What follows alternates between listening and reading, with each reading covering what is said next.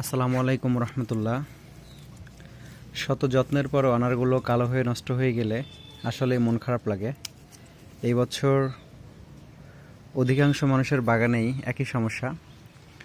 প্রথমত ফুল থেকে গুটি সেট হচ্ছে না, গুটি সেট হয়ে গেলেও আবার এইভাবে অ্যানথ্রাসে কালো হয়ে নষ্ট হয়ে যাচ্ছে। আমি বলবো কি, পরিচর্যা করতে থাকেন, কেননা কৃষি মানেই হচ্ছে প্রকৃতির সাথে যুদ্ধ করে টিকে থাকা। তো আমি এইভাবে আশাহত হই না যে মানুষ তো একটি মশার অথবা মাছির ডানাও তৈরি করতে পারে না। এই যে ফলগুলো আল্লাহ দেয় প্রতিবার, সুস্বাদু ফলগুলো আমরা ভক্ষণ করি, এগুলো কোনো কিছু আমরা বানাই না।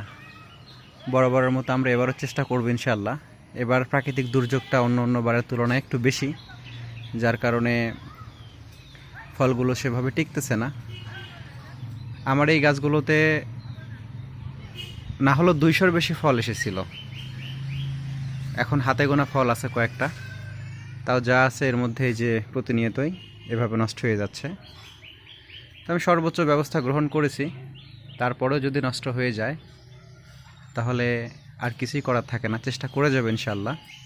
এখনও সামনে বহু সময় আছে, আল্লাহ যদি চায় ভালো কিছু হবে, আর যদি না হয় তাহলে না হবে, চেষ্টার তো কোনো ত্রুটি রাখতেছি না।